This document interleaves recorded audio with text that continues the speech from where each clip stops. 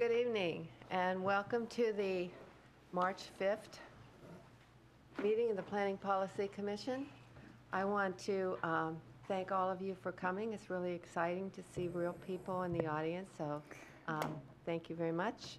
The first thing on our agenda is the approval of minutes of the January 22nd meeting. Do I have a motion to approve? Distributed. Do I have a second? Second. Is there any discussion, changes? Hearing none.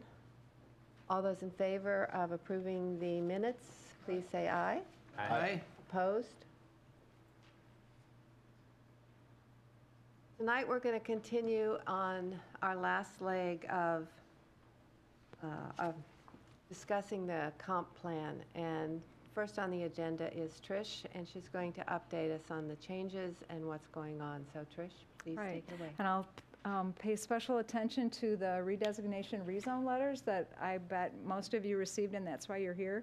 So we'll be able to explain a little bit about that and where we go from here and what comments you have on that. Today is a big day for you all. As Joan mentioned, we're updating the comprehensive plan. This commission has been working on it since last May. Other commissions have been helping us with this. And so tonight's goals are to understand the changes that are being proposed, to understand which plans and policies are being incorporated in this update, to understand the proposed rezones and redesignations, to get all of your input and comments and questions that you might have, and hopefully if you're able to make a recommendation to the City Council. Those are our goals for tonight. The public process that you all have gone through includes not only your review of, since last May, of all the elements. You've seen them all at least twice up till tonight. The other commissions that have helped you, the Park Board has looked at the Parks, Recreation, Trails, and Open Space element. The Human Services Commission has looked at the Human Services element and the Housing element. The Arts Commission has looked at the Cultural Plan element. And the Economic Vitality Commission has looked at the Economic Vitality element. And in addition, I almost forgot, the Historical Society has also looked at the cultural element. So you've had a lot of help. You've had a lot of stakeholders looking at the pieces and parts to see how best they all fit in. Over 1,000 letters were sent about the rezones and redesignation proposals. They went to all the adjacent property owners, to the 31 proposed community facilities rezones, and to the Croston Lane proposal and the Emmerich Talus proposal. And so that was over 1,000 letters went out to let them know of tonight's meeting so that they can comment and find out more about it. So there's been a lot of outreach. The significant changes document-wide, we tried to remove policies that were more implementation in nature versus policies to make it a shorter policy document, which is, it's supposed to be a policy document. We're going to come back next year with the implementation strategy so that those are sort of more doable, actionable, measurable kinds of things, whereas the policies are more aspirational. So that was a change. We removed a lot of the background information that is, no longer relevant or it's old. A lot of these elements we hadn't updated since we first wrote them. Just because of timing, we haven't been able to get back to them. We hope that we've made it more user-friendly because it's more concise and clear. And we've taken a lot of the policies from the central plan that we worked so hard on for so many years as a community, and we put those into the whole city. Some of those are technology, some of the pedestrian-friendly mobility pieces are citywide proposed now, and some of the sustainability pieces, and of course the growth targets are incorporated citywide that we adopted for the central urban core. The Vision 2040 document of the region, we were required by the state to do a comparison to show that we are consistent with the regional plan. So that's a new piece of this. The land use element has the updated growth targets, the updated population, the goals about natural resources. We also took all the existing conditions that we sort of just discussed. We talked about the urban tree canopy and climate change and our carbon footprint.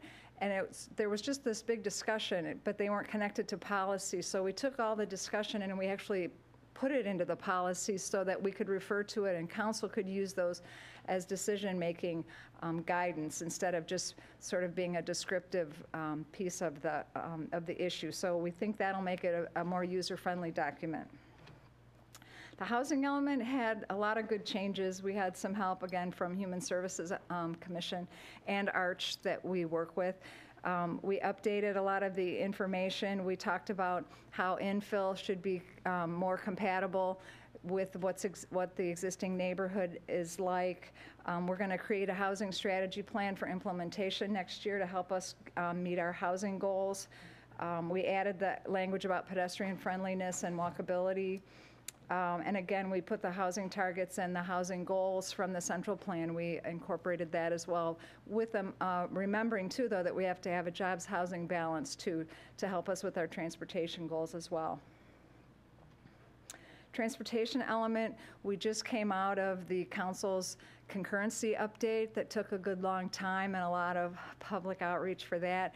That information has been included. You had a couple of presentations from the concurrency folks to help us with that. The walk and roll pedestrian mobility plan action strategy has been incorporated. We added the Central Issaquah transportation pieces into this, and we also added the policy that'll help us towards that the mobility master plan next year.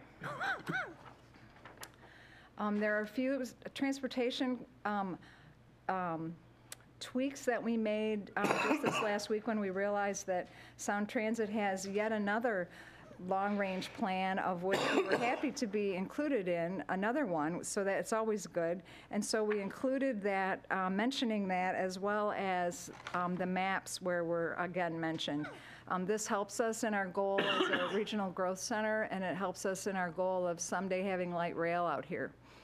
So we're always happy when the region agrees with us on that. So these have come in since the packet went out. And we can, if you have questions, we can spend more time on this. And another lovely map that has us on the map. Utilities, it was pretty easy update. We added some new recycling information and we updated the technology piece to be consistent with Central Issaquah. Parks and Rec had a nice overhaul, including the inventory piece, because they're doing their big overhaul this next year. So this was sort of the precursor to that for them, for the Parks Department and the Park Board. So we got the best of their work on that. I was really happy that they were working on that. Economic vitality is a lot shorter this time because they based the Economic Vitality Commission based it on the strategic plan they just finished. They took a lot of policies out that were covered in other places. One was the CBD, Central Business District Plan policies, because they're updating that. They've got an Old Town task force, if you will. A council goal is to bring more vitality into the Old Town area, which is where we are now. And so they wanted to remove that policy so it doesn't hinder or put a barrier into what they may choose to do or what direction they might go. The cultural element had a lot of really good additions. They talked about partnering with the high school for the efficient use of the Performing Arts Center. They talked about more enforcement of the architectural design standards in the CBD, which is where we are.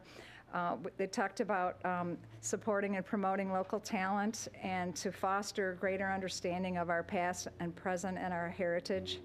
And it also added policies regarding historic preservation. Recognizing that we do have an interlocal agreement with King County to help us with our preservation efforts. The human service elements gets the prize for adding the most goals and policies. Most of these were required by the state, but some of them were just really good ideas and help us with our emerging issues of aging in place, non-English speaking citizens in our community, public transportation, Americans with disabilities to get more ADA compatible functionality out there, and utility assistance programs. This was all really good stuff. Oh, and the sustainable food access was a requirement. This was a really good update to this element. It was good to finally spend some good time on this one. And last but not least, the capital facilities element takes the city's level of service for fire, police, municipal facilities, and matches it with how our population says we're going to grow in the next 6 years, and make sure that we have the facilities in that capital facilities plan to provide for the population that's coming.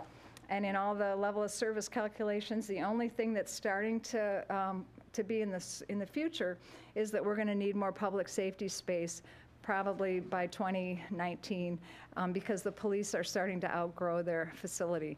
And as you know, things happen. You can move. We have so many offices. We can move and adjust.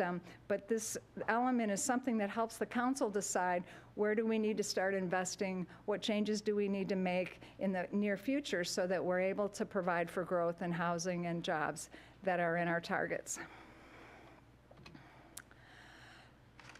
This is where you all come in, I think.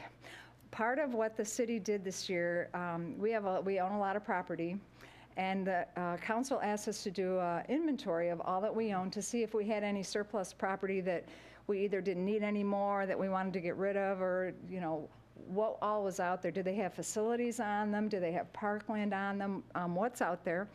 So we did an inventory, and we found that a lot of parcels just had the wrong zoning on it. We had, one of my favorites is, there's a tiny little square up near Forest Rim that has the 2 big water towers on it, or one, but it's zoned open space. Obviously, it's not open space. It has 2 huge, things on it that you would never think of that as, pristine, lovely open space, because it has 2 big facilities on it. So we wanted to switch the zone to more accurately describe how much community facilities land we have and how much open space we actually have. That's one example. The city-owned land has 3 different designations, all under the umbrella of community facilities. One is open space, which is typically what you would imagine, pristine open space that really shouldn't have a lot on it or anything on it unless it's like something like a utility easement or something through it. Recreation is another sort of obvious one. It would be a park or something of that nature, that ball fields kind of thing. Or facilities, which is something that you would think of that's either bulky like the water tower, or bulky like the police station that might have some traffic associated with it, or bulky like the city hall or a fire station, or a school could be a facility. Any of those that are more a built kind of a object that may also have transportation issues because people are coming to the city hall, or they're coming to the courthouse, or they're coming to the school. Obviously, there's not a lot of people coming to the water tower, but that's still considered a facility. Most of them had low-density residential land use designations on them, or they were just in the wrong category of community facilities. When we realized the errors that we wanted to change, by law, we have to send everyone within 300 feet of that parcel notification that we would like to try to change the zone and the designation. So that's why you all heard about this, because your property was amongst, the 300 feet of one of those parcels. Okay, any questions from you all on that one? Okay. This is the map of the 31. As you can see, some of them are so little, they're littler than the numbers that are on top of them. Some of them are really little. This, that's the one with the big water towers on it. So this was one category of rezones and redesignations that you all may have gotten a letter about. The other one, there are 2 others. One is the Emmerich property, and I'll quick switch to where the map is on that. It's a lot easier to see on the map. This is along SR 900, north of the Talus entrance. It's about 6.2 acres, I believe. I'm going to flip back to the, it was back in the 90s when the Talus, back then it was called East Village Development Agreement, was agreed to with the city council and the master developer. This parcel was added as a potential expansion area. They didn't have ownership of it yet, but they did the environmental review of it. They decided what land uses could be there if they should ever get the ownership, control of the land. And we agreed that if they should ever be able to control the land, they would only have to do these 5 things to bring it into the urban village, because we've already figured out the land uses, the trips, the environmental review of it, that they just had to take over ownership and then apply for this. So they've met all of the criteria. They're in the process, through this process of applying to become an expansion area, and this is the Emmerich property. Okay. The next and last redesignation, this is what we call Croston Lane. It's right off of Croston Lane, south of, it would have been, part of the extension of Clark Street, should Clark Street had ever been extended, and it never, of course, was. The city owned this property. It's steep and has, there wasn't anything we were going to do with it. We sold it last year to the applicant that was proposing a short plat on Croston Lane of 4 properties, and he applied in July, August, and a letter went out to the property owners at that time that there was a plat coming in and it was under review, and it hasn't been approved yet. It hasn't been decided. They've done the environmental review, but before they can go any farther, because the city has sold it, we have to change the zoning of it, because it's no longer community facilities. It's actually privately owned and needs to have a single-family zone on it. So that's what this one is. This proposal is. It's less than half an acre, and it would become part of the Croston Lane short plat if that was approved. Hopefully the steps for tonight is you'll get to ask all your questions. You'll get to make a lot of comments and questions. You'll decide if you know enough or feel comfortable enough making a recommendation to the full council. When it goes to council, whenever that is, they're going to send it through their committees and their work sessions, and hopefully, if all goes well, we'll be done by the end of June, when the state deadline says that we need to be done. Are there any questions from you all? I think we'll wait to see what we find from the public comment, to see if there's any additions or... Okay. Our next thing that we're going to do is to actually open the public hearing. But before I do that, does anybody else want to sign up to speak tonight? Is there anybody else?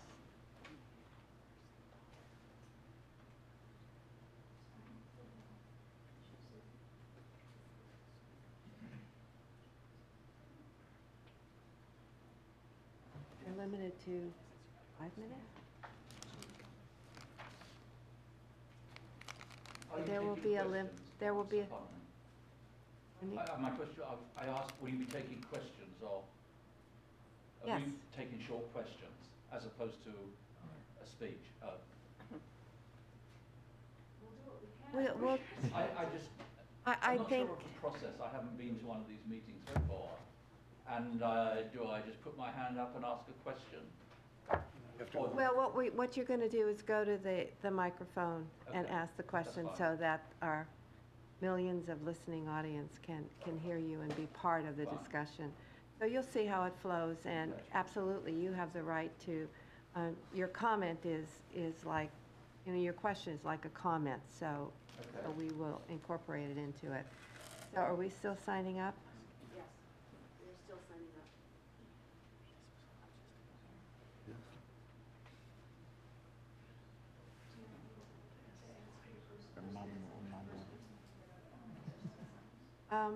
Yes. Yes.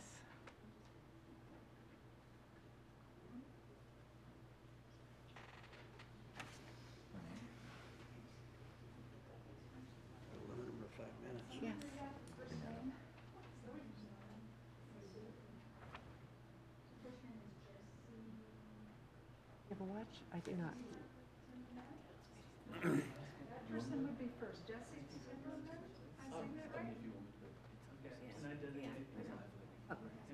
Okay, so I'm going to open the public comment, public hearing at 6:50.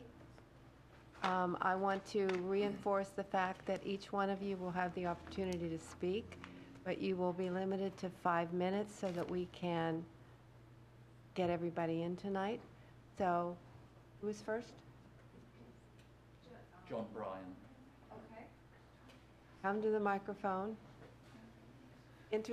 Tell us who you Sure. are, where you live. I'm John Bryan. I'm chair of the NGPE Committee on Montreux Homeowners Association, and I was invited here by a number of homeowners in the neighbourhood who were a little concerned about a change of use and what that might, how they might, their lifestyle might be impacted by two lots, or tracks, I should say. There's track number 1, which is on Alpen Glen, and track number, I think it's 4. It's hard to read the designation on off Issaquah Place. I'm going to switch the map so it's easier to see. Okay. There we go. And so I've had just a couple of days to have a look at this, and at first I thought the tracks were part of the NGPE area that borders or surrounds or is part of the Montreux development. And I don't know if any of you are familiar with the Montreux development and the NGPE area that surrounds it. But that land, my understanding is owned by the Montreux Association, but administered by the city. And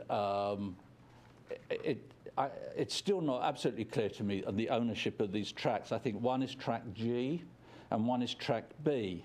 Track B, it seems to be at the bottom of the cul-de-sac of Montreux, of Alpenglow, and track G runs between the native growth protection area and behind houses that are the backyards of houses on Montreux and Issaquah Place.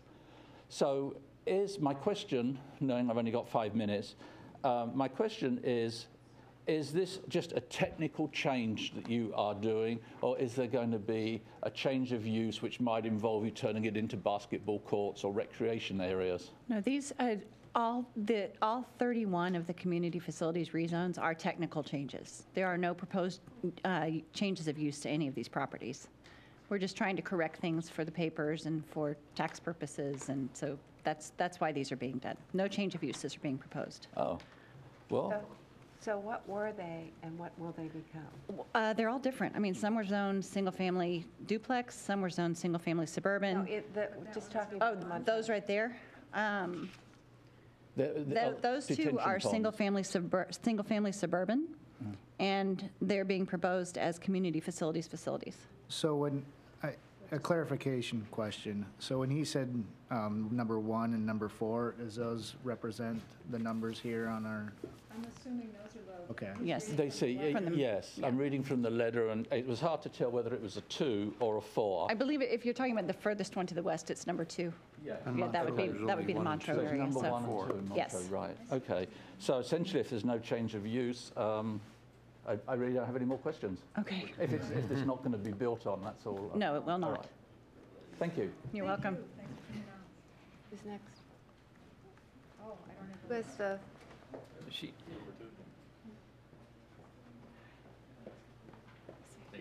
Thank you. John Bryan just spoke. Lynn Davis?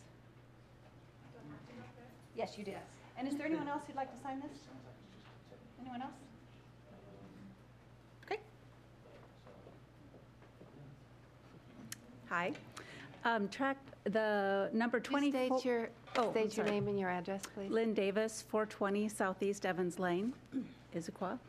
Number 24 is right in front of my home. And so now I understand that it was just for zoning and no changes.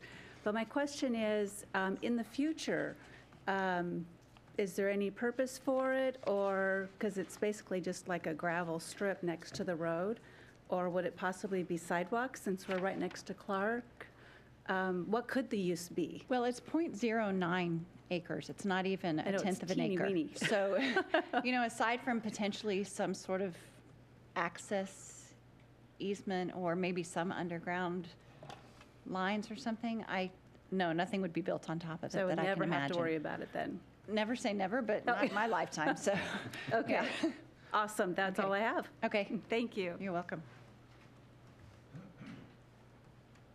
Jim? Bruner?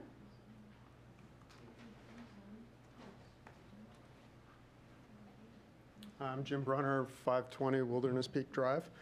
I had a question on the Talus Emmerich rezone. So what is the current zoning on that land? The current zoning is,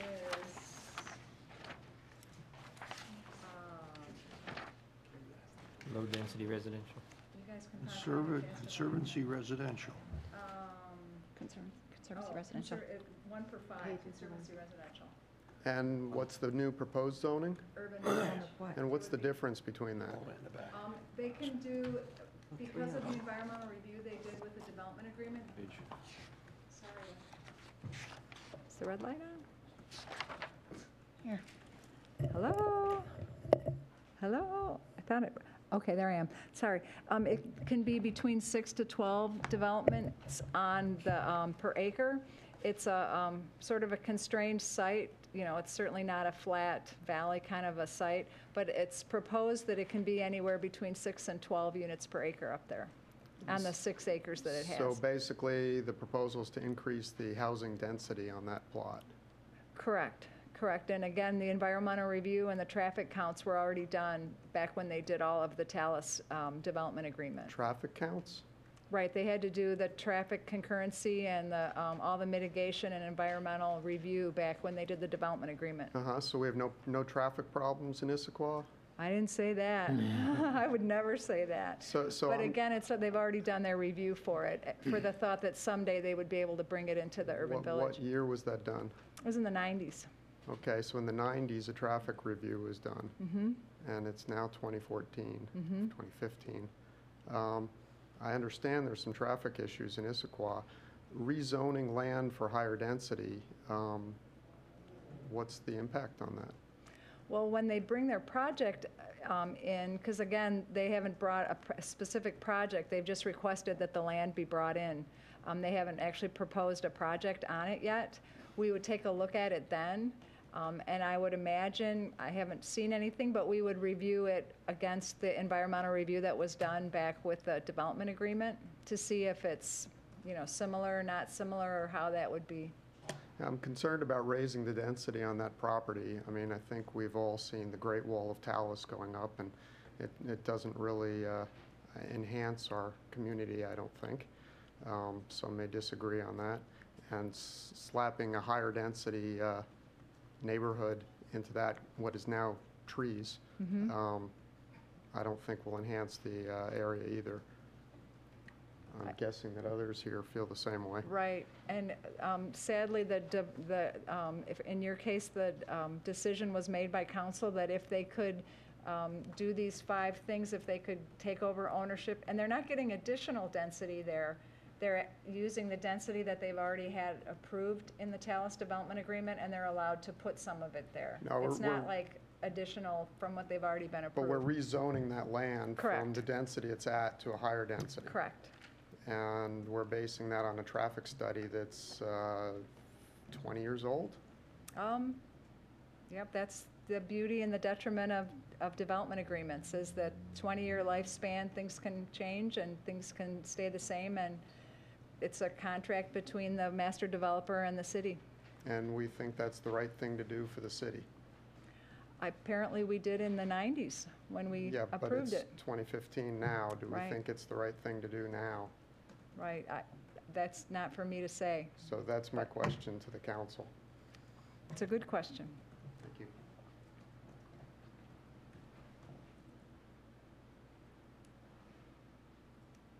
Steve Anderson? He asked my question. Okay. Doug? Howe?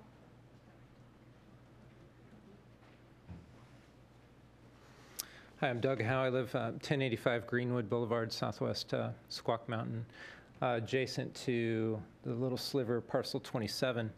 Several of my neighbors received the letters, and it got our attention because I believe 3 or 4 years ago, there was an effort, we were notified, to establish a trail network off the same little sliver of property that went down behind the homes. And I believe it's going to connect with the upper Squawk Mountain trails.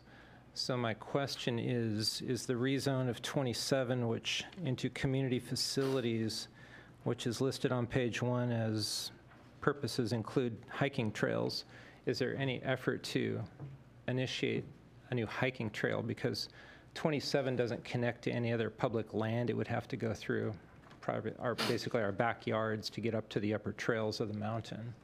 No, this is simply a technical change, and there were uses, whatever it is now, we're planning on leaving it that way. So no, there's been no discussion about trails there. Okay. If there were, would we receive a letter then? And I believe that you would. Those are done by the Parks Department. I'm not sure what exactly their process is, but the Parks Department is the one who determines that kind of trail.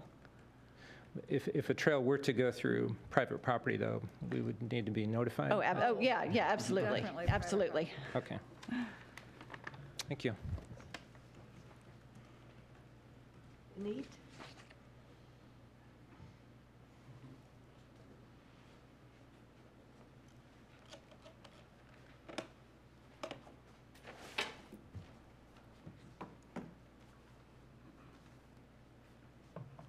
Good evening.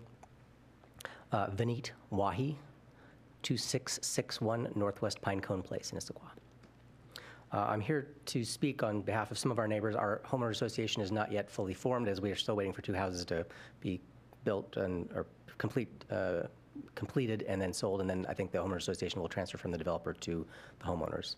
So I'm speaking only on behalf of certainly me personally and a few of our neighbors. I'm speaking about number 3 up there on the map. I did some research. The letter indicated that we should speak with Kristen, the city, and then I also wound up speaking with a gentleman named Kerry, also from the city planning. So my comments are a conglomeration of what I learned through that process. Currently, there is a chain link fence surrounding a very deep detention pond where the water I guess, flows in or seeps in, and then it's there to it seeps out so as to not wash down the hillside. It's a steep development, and it is 25, 30 feet deep. It's quite deep. It's a bit of a hazard, frankly, for a few reasons. Number one, it's really just in the spring and the summer a kind of a breeding ground for mosquitoes. It is slightly moving water, but there's a layer of green pond scum on there now. I was just out there a few hours ago, and I obviously can't tell from that far away if there's mosquitoes buzzing around, but nonetheless, it's not a very pleasant way to have left that area. There's also a hole in the fence, and so I've got photographs if any of you care to see them. A child or even a modest-sized adult could sneak through. A child obviously would be, in terms of an attractive hazard, would be able to scoot through there and fall and be injured quite seriously without any question. And so the point of that is that certainly the fence can be repaired in the short term, but in the long term, there are 30 homes, of which there are 23 children under the age of 5 that live in that home, live in those homes. And it's an attractive nuisance as it is now. Even once it's repaired, it's invariably going to deteriorate over time or be damaged, and the same problem will be repeated. And so the current state is not good from a public policy standpoint, or certainly from the neighbors' standpoint. The city has demonstrated its goal of having parks within walking distance of the neighborhoods that it allows to be developed. There's no such park that exists in our neighborhood. Within walking distance. You pretty much have to get in your car and drive to a park at this time. At 23530 Southeast 49th Street, there's a similar structure, and as part of the development, a lid was put on it and a small community park was placed on it. And so we would ask, or I would ask, since there's a precedent for that sort of treatment, that this be done for our neighborhood as well. I believe what we're asking for is that with this change in zoning, it's going to be, I don't know if solidified is the right word, but it's going to be rezoned to be CFF, whereas CFR would be far superior in gaining support and eventually having a lid placed on the top of this pond and a park potentially put on top of it as well. So that's our request. I guess my question is, would that not lead the city to eventually look at that more seriously, and or is that really what would drive us to that ultimate goal?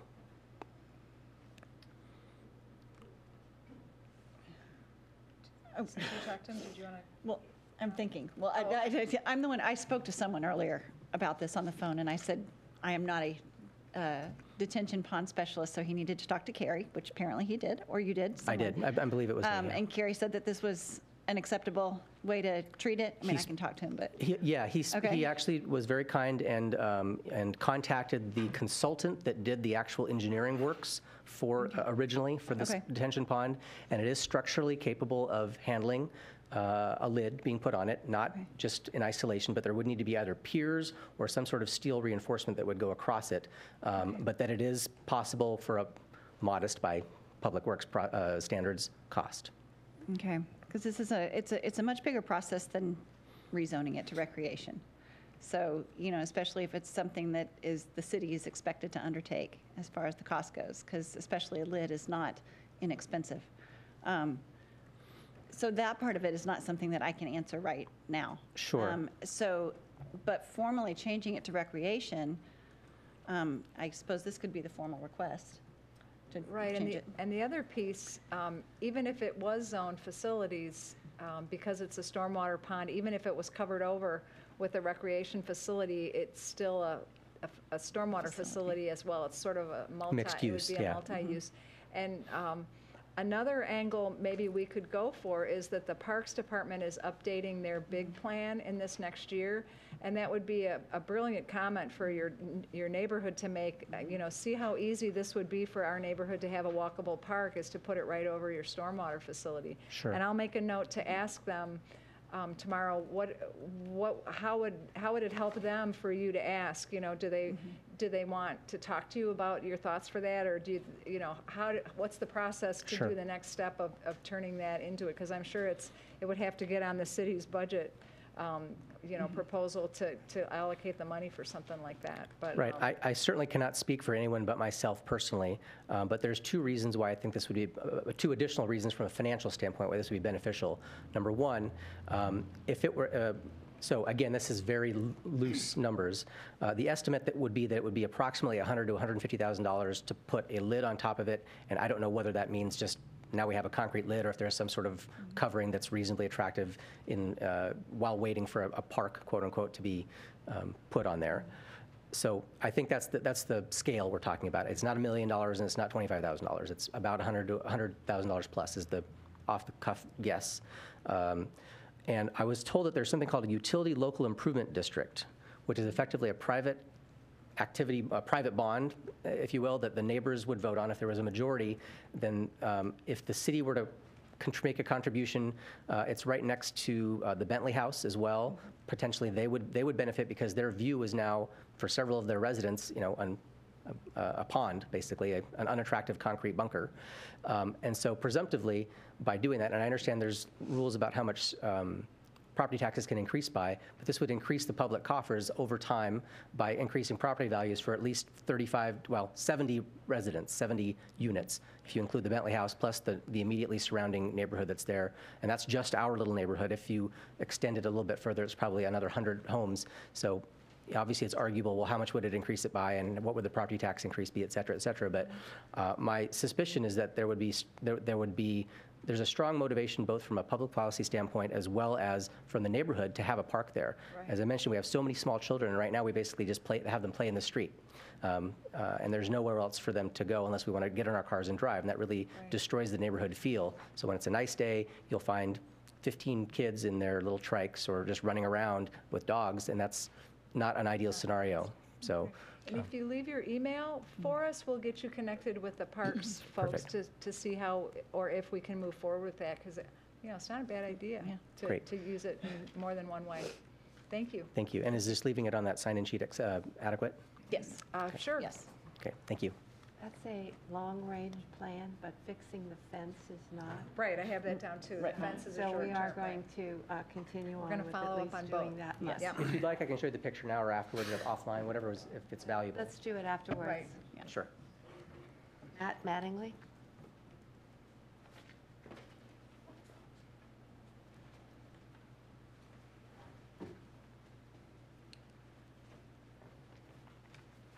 Hi, I'm Matt Mattingly. I live at 700 West Sunset Way, just up the hill.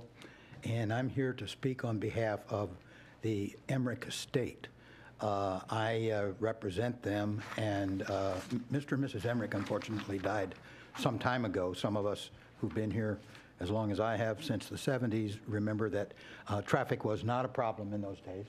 But it has gotten terrible, and there's no question that that's true.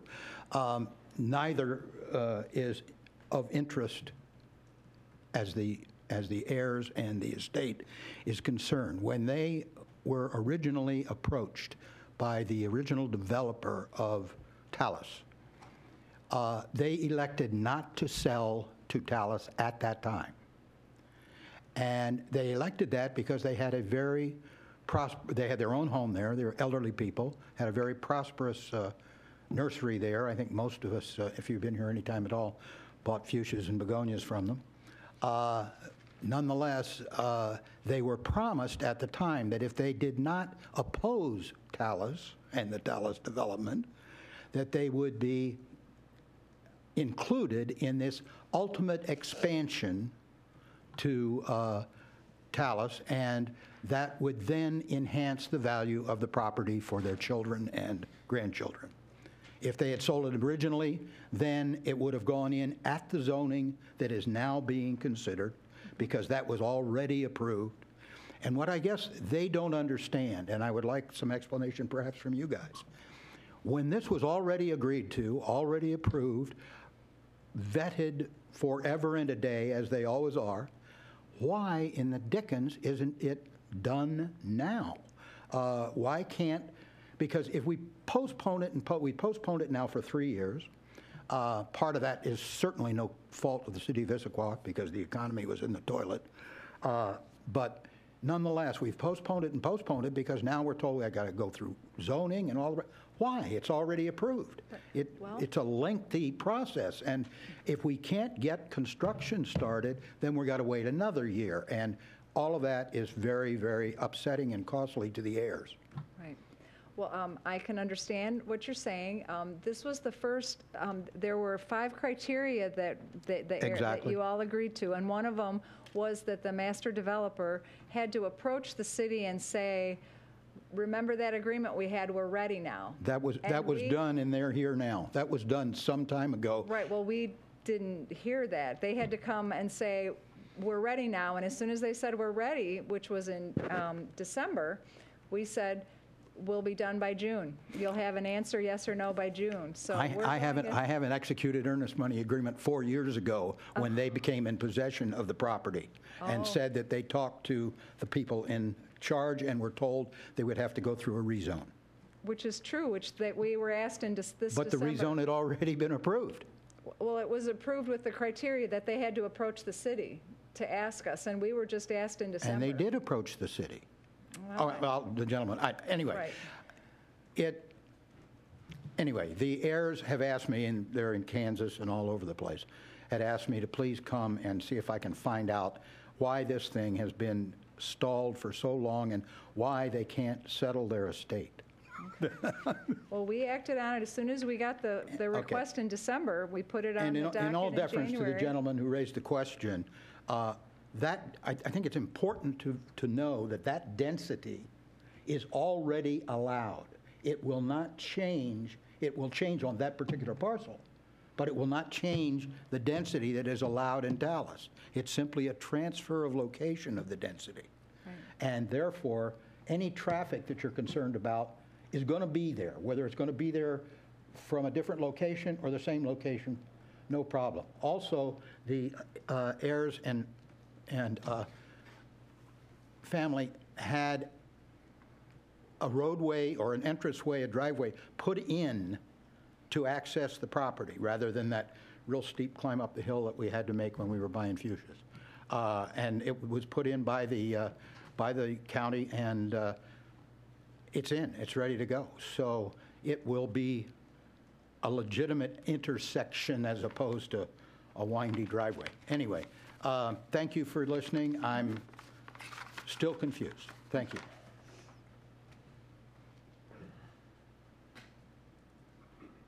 I can't read this. Kim Cox?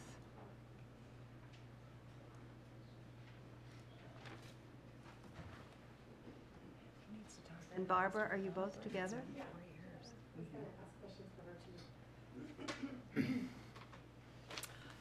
I'm Kimmy Cox, and I live at 695 17th Avenue Northwest. This is the first time I've ever done something like this, so it's really new for me. My mom, she's owned property and lived in Issaquah since 1973, and she bought this house in 78. We've been there for a really long time, and we've been very blessed. We live on an acre, and we've always had land all around us, property around us, and Talis came in and took out the 500 acres, and we, swallowed and took that in, because we can't stop progress, we understand that. But we've seen a lot of changes. One traffic light to now many traffic lights, and very little traffic, with cow pastures to a huge conglomerate that's getting as big as Bellevue now, and it's really sad to see this little town of Issaquah. It's really hard to see this little town of Issaquah get so big. That's what makes it so special. But we were just concerned because we're right next to Talis, so the property that they're going to build is going to be right in front of our house where they're going to build. We've seen so many, changes, and I agree with the gentleman that was talking about the traffic, because I have asthma, and I can now smell the exhaust from Talis from all the cars that go through SR 900, and it's just really been hard on my health, my mom's health, and it's just really sad to see it deteriorate like that. And I'm sure other people around there are feeling the same thing and maybe not saying anything. But the question she had was she wanted to know how many feet can they actually come up to the front of our property? Is it like 30 feet, or what is the actual, do you guys know that? I don't know the setbacks. I don't How know the close? development agreement. Because we were hoping that maybe, I can get you in touch with somebody, during business hours that could explain the actual development agreement, setbacks and height and that kind of thing, but. because I was hoping if they do build there that they could put like some kind of like green space in between, because we have a lot of wildlife, of course everybody does here in Issaquah, and we have like a nursery. We've been watching, we have like 8 or 9 deer in our yard all the time, continuously. And we have a nursery right there where all the mamas have their babies right there all the time, every year. And they play right in our front yard and everything, and I just can see that's all gonna be gone. And another thing that concerns me is right in Talis, there's like a little stream that's been there for a long time, and I'm concerned about whether that's going to be gone now, that little stream, and that connects to the Issaquah Creek. And I know we have our salmon run and everything, so I don't know how that's going to affect the environment, but I'm sure they've done environmental studies. You were saying that they're kind of going through the process to do everything the right steps. And I just hope they consider all those things. Right. If you leave me your email, or if it's on the sheet, I can get you in touch with a current planner that can help you through all the setbacks and the buffers and the stream pieces. That would be wonderful. Okay. And then the other question she had was, let's see.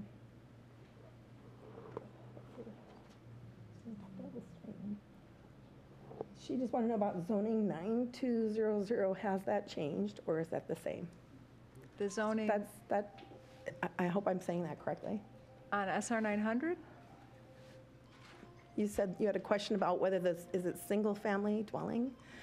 The main question I had was, when Emmerich was alive, I was told there's a 30-foot Oh, we already talked about that.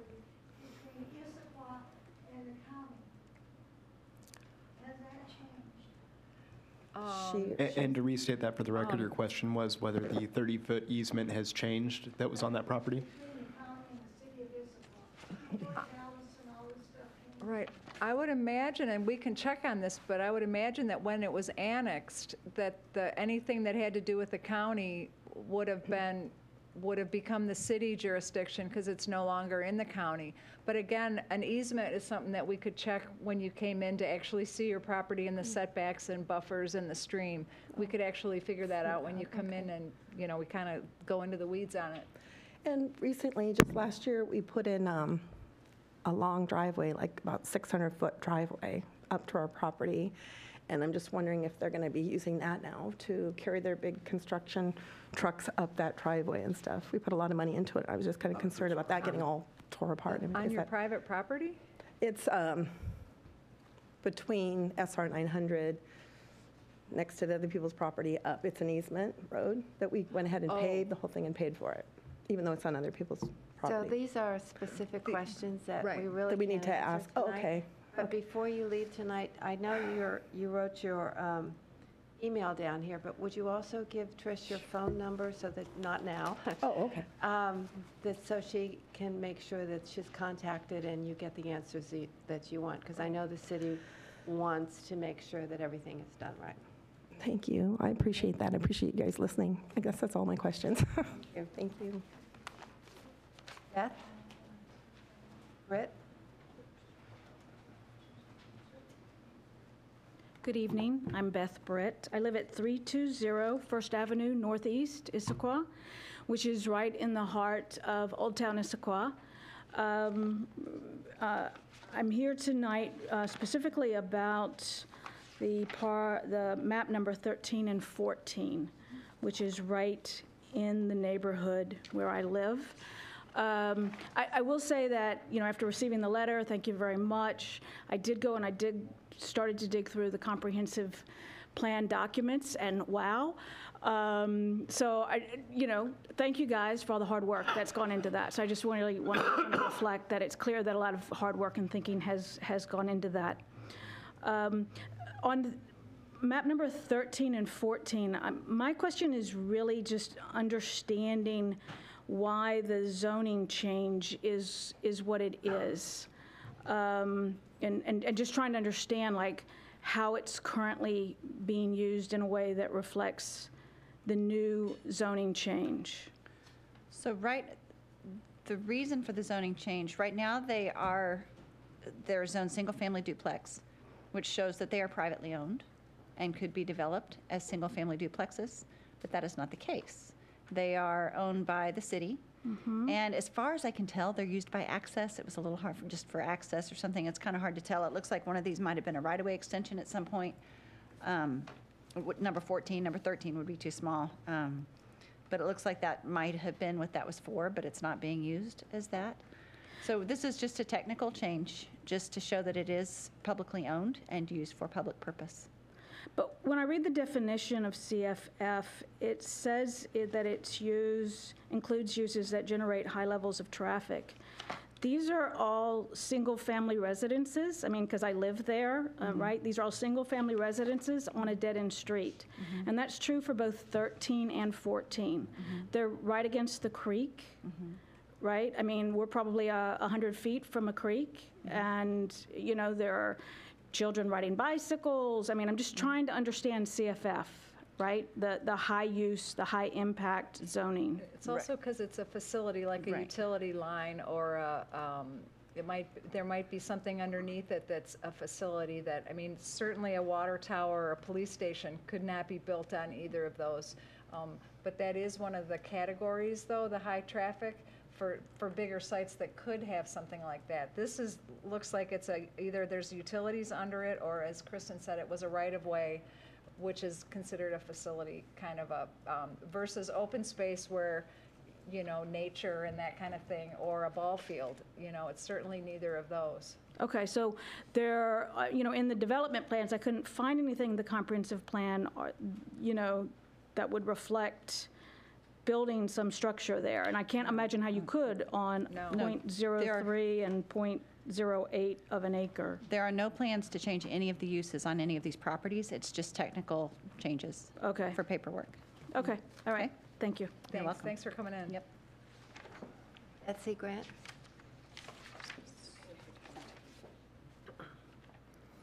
Good evening. My name is Betsy Grant. I live at 340 First Avenue Northeast, right next to Beth.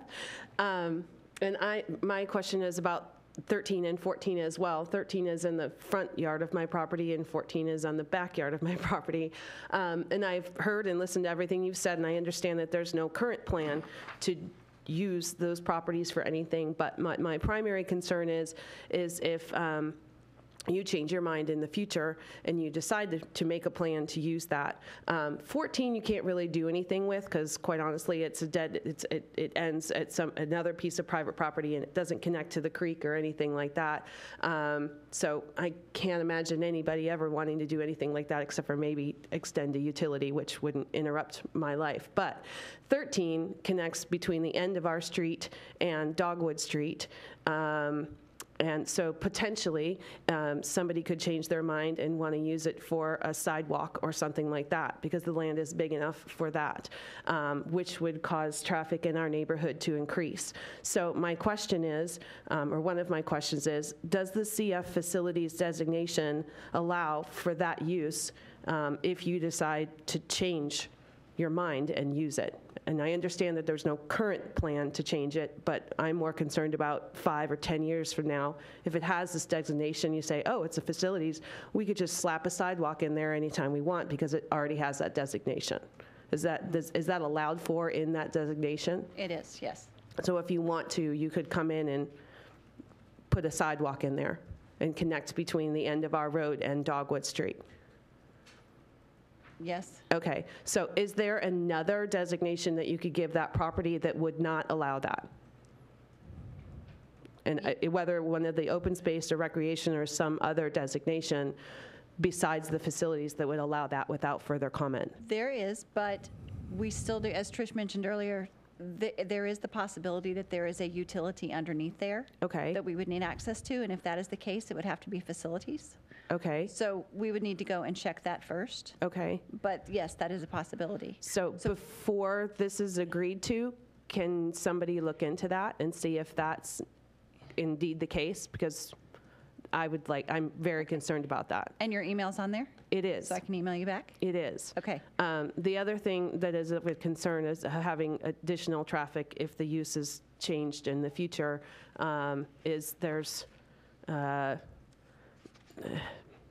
illegal activities that are sometimes drawn to the Dogwood Street Bridge, and we'd be concerned of if that use is changed in the future of having more ease of access to that area for illegal activities underneath the bridge. So, and there's the Preston, I think it's called the Preston Trail, is 2 streets over. So in terms of just general public use, there shouldn't ever be a need for that change of use. So we just like to make sure that it's not a possibility to have that, but also give the city the correct, a more accurate zoning. So yes, if you wouldn't mind finding out if there is a utility under there or a different designation other than the facilities that its current plan, I would appreciate that before this is approved and put into the, made law.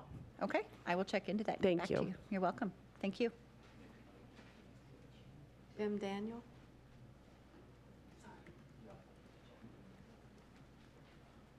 Howdy, I'm Jim Daniel. I'm at 550 Wilderness Peak Drive. Want to thank you all for sending out the letter and the hard work getting this to us so we can know about this. My question is for the commission, and it's more of a broader, everybody has raised really good points about the development, and like you said, to start off, there's potential of light rail coming. And my question is, knowing that there's going to be rapid change, rapid development, traffic, parking issues, what is the commission's role in going from a 20-year-old plan to addressing these new things that were not even on the radar back in the 90s? What's the process, right? That's what I'm asking. Well, and I can answer some of this, I believe. Well, I was talking to him simply because he's on the Development Commission. Oh, there we go. If this is an approved plan, which apparently it is, that was approved then. Now, 20 years later, somebody comes in and wants to change something, it has to go through the process. So I'm not really sure what your question is in regards to if Well, maybe I need to back up times my have question. changed, but that doesn't necessarily mean it's like a contract. Yeah. You signed a contract 20 years ago, it's still valid, regardless of the times have changed. Now, you have different, if there's an environmental assessment or review, the Development Commission will look at any plans coming in for new development or something, we'll look at it if it's on a site, but I'm not sure we Yeah, maybe I can need to change back that up. So something. the master plan is, there's the Talus master plan, right? It wasn't really specific in the letter about that. You just referred to the master developer?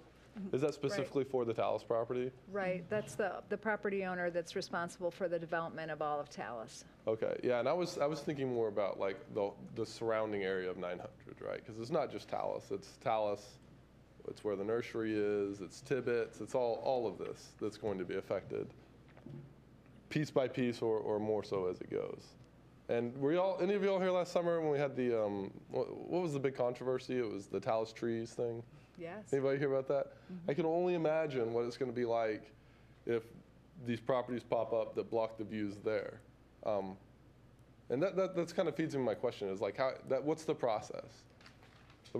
Understanding this is the contract is the contract. Things are not the same. People are going to have opinions. People are going to have.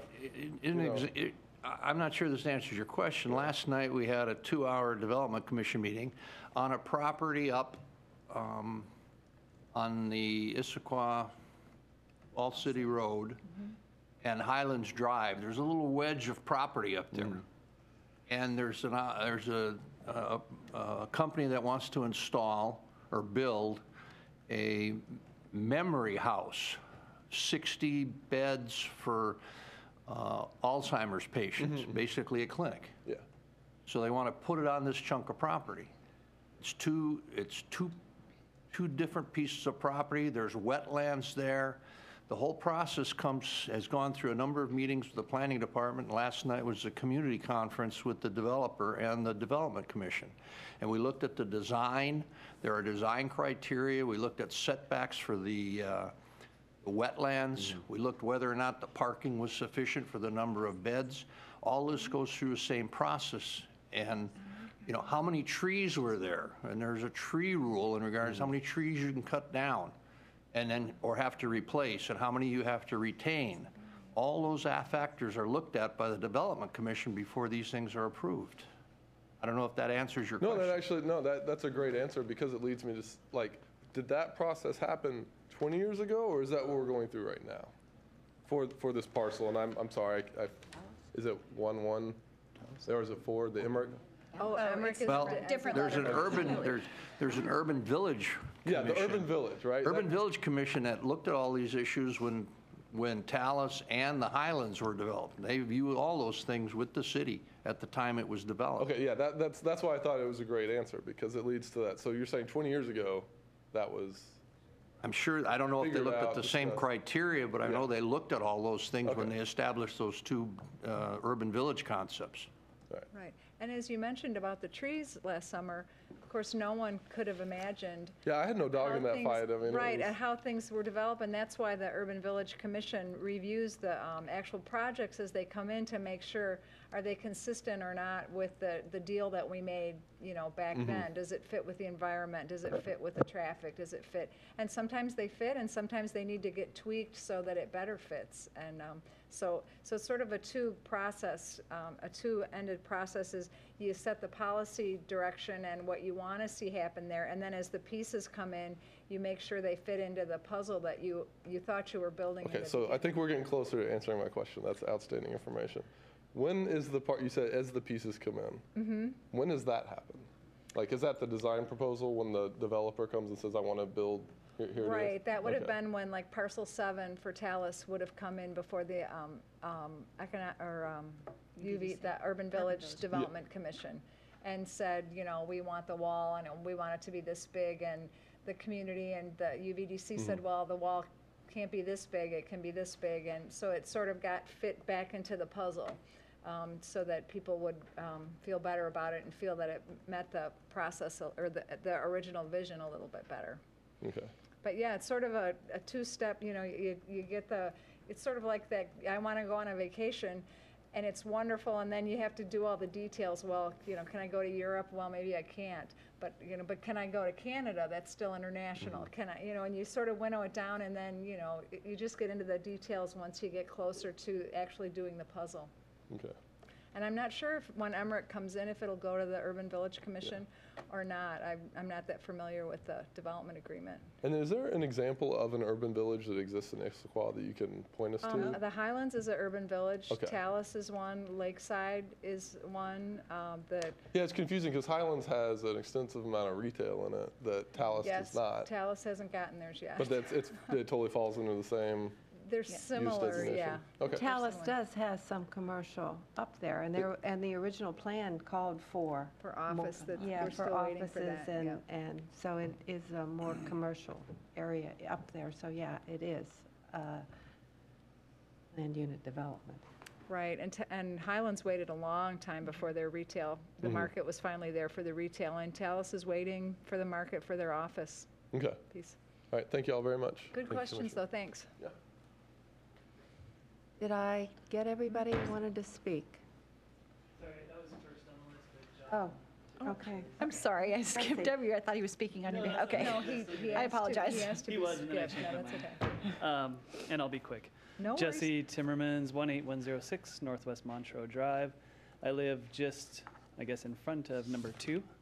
And I think a lot of these questions have been asked already, but just a different flavor. I guess I would request that, and first of all, I agree that it was rezoned inappropriately to begin with, so it's a good rezoning, but would request that it be looked at as a CFO or a CFR instead of the CFF.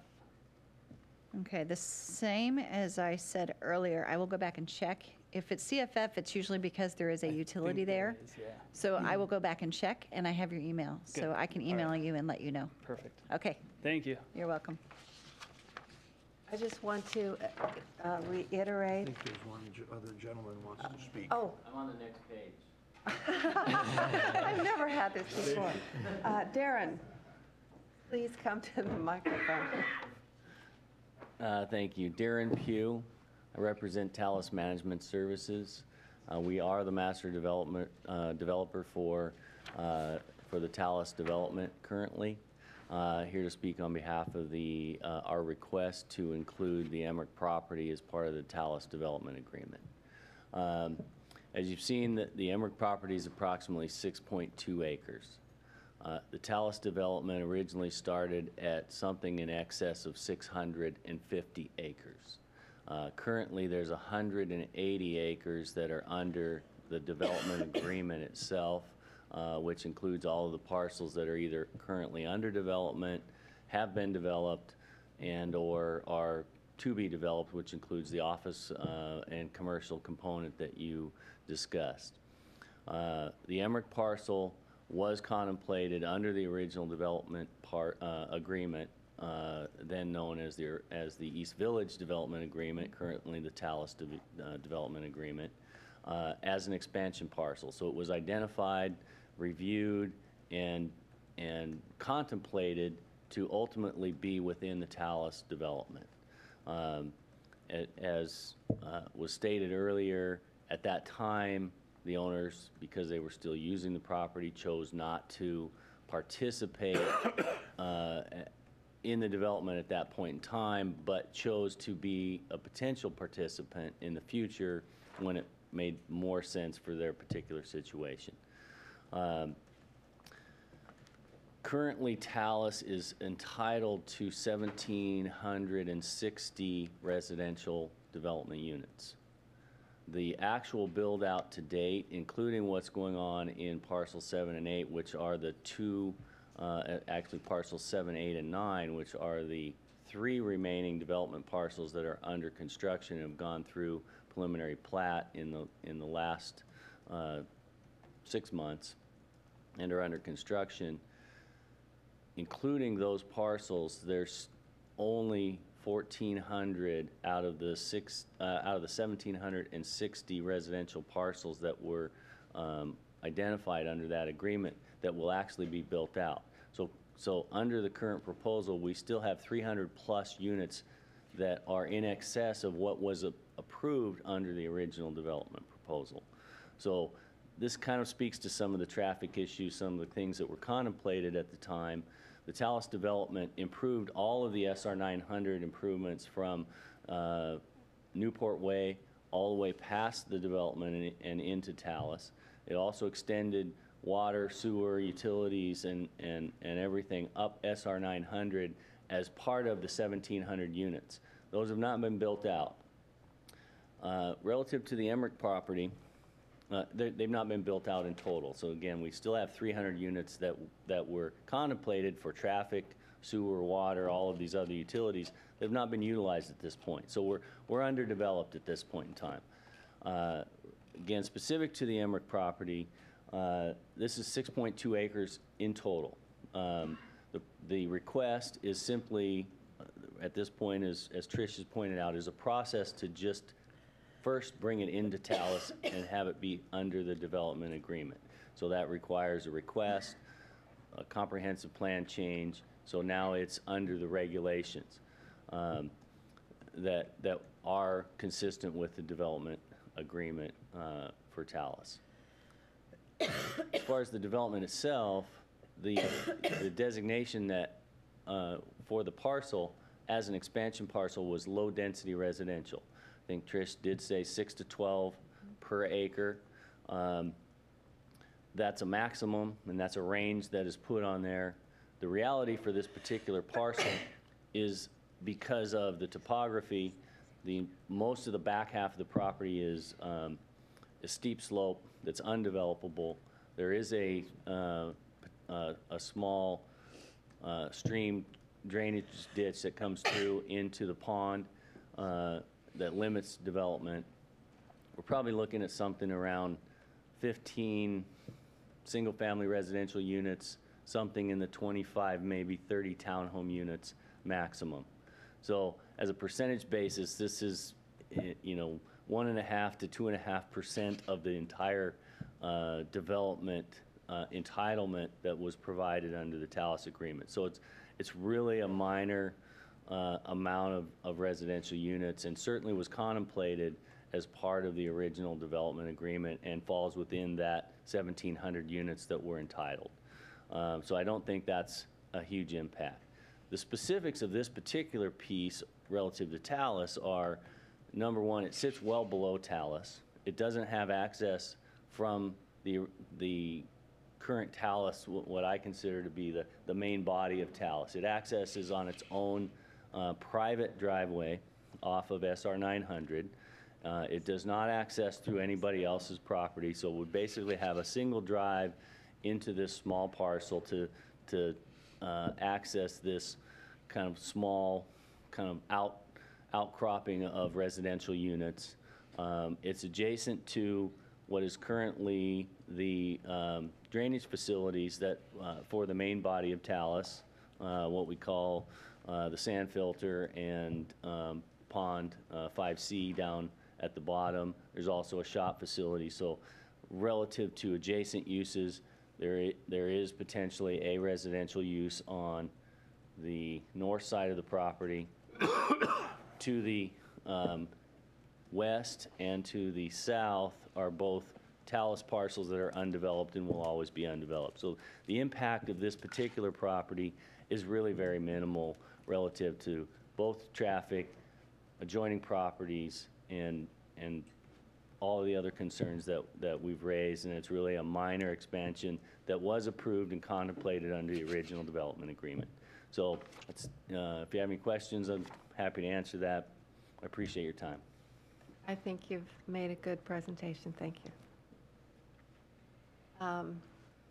For all of those people who want to be contacted or want more information, if you are not contacted, I would suggest you contact the city, because some of the emails to me are unreadable, and if it's an A instead of an I, sometimes you're not going to get your the reply that you're expecting. So I encourage you to, if you don't hear from the city in a short amount of time, to please call the city, call Trish, and she'll get you into the contact with the right person. So I would encourage you to do that. So with that, and I see nobody else that wants to do any to come to the mic. I'm going to close the meeting, public hearing at 7:45 and open it up for discussion for the committee. Does anybody have anything concerning anything in the comp plan? I know that there's some red in it, some things have been changed. You had 8 suggestions from the community that you got another copy of today. Most of those ideas were indeed incorporated into the plan, so that I want everybody to know that the city is listening to comments from the community. They are trying. Is there anything else that you want to add, delete? Do we have to vote for approval of this? Right, and I wanted to add, I'm glad you mentioned that. I received an email late today from Bill Freisinger, who lives off of Croston Lane, and he was also concerned about Croston Lane and the development there. He was more concerned about the actual project, the actual short plat versus the rezone. But I told him that I would mention that at the meeting, even though you're not really looking at the plat, you're looking at the rezone. But I told him I would mention that tonight. So thank you for reminding me that. To staff, a number of the citizens have asked about changing it to something else, and you say you would look at it. So does that any way change what we are proposing, or do we have to make that as a condition to if we would approve the comp plan, or are we just going to take that as? Well, since what you see here is the administration's recommendation based on the research that we did, if you feel compelled that you would want to change any of those that were requested based on. Well, I don't want to change anything because I don't know the answer. You don't know the answers either, so so I just don't know if what effect us recommending this, if those things are potentially to be changed, would have. You could have that as a caveat that they wouldn't, that either you're in favor if the couple that would have been facilities would change to something else. If you would be in favor of something like that, you might leave that open, or you might say, that it's 6 of one, half dozen of the other, and you're fine the way it is. I'm fine the way it is. I don't live there, but there are people that are concerned about changing it, and I just don't want us to give a blanket approval if we find out after the fact that you could have changed it and make a difference. Right, and it would still go through council and the council committees as well. And as we said, we're going to contact them if they could be changed, and then we can talk about that at the council level as well. That would answer that. Carl, I think you just answered my question, Trish. There's still an opportunity for public input and the possibility for them to have the council consider amendments, even though we adopt this tonight and send it up for approve it and send it up. Right. Okay. Ours is just a recommendation. Council has the authority to say yes or nay. Right. So with that. Oh, I just have one comment to the comprehensive plan, and this is to H Policy A11 on page 87 of 309 of our packets. 87. Goodness. 85. And I believe I voiced this earlier on. Oh, wait for everyone to get there. We're not there yet. Housing, okay. Okay, 87. Okay. 87, right? All right. Okay, which number? H Policy A11. Okay. My only suggestion would be, I believe King County, if not Washington, but I know King County especially includes gender identity as a separate protected class, and just to bring it in line with county requirements, I think that should be added to H Policy A11. And what was the term? Gender identity.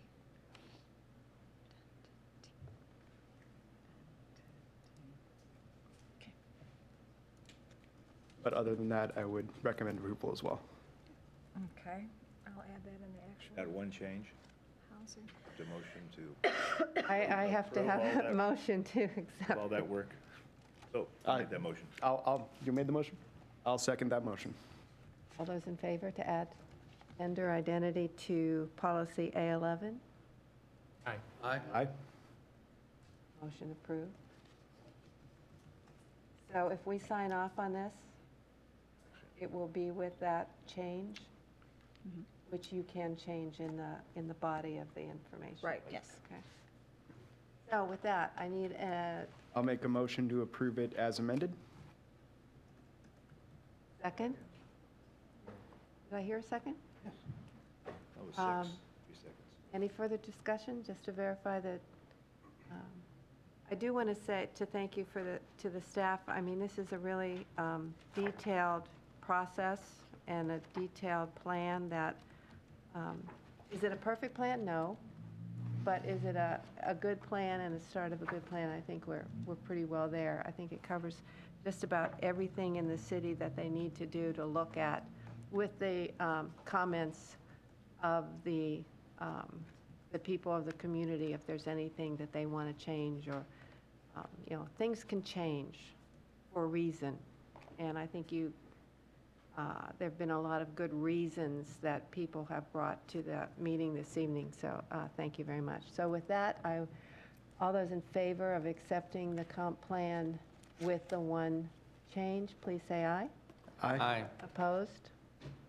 We are at approval stage of the comp plan. So with that, Great. is there anything else for the good of the order? Does anybody else want to bring up anything? Okay, with that, I will close the meeting at 7:50. Great job. The big agenda. Thank you all for coming. Yes, thanks for coming. And we have all our people to call? I actually sat for an hour and a half.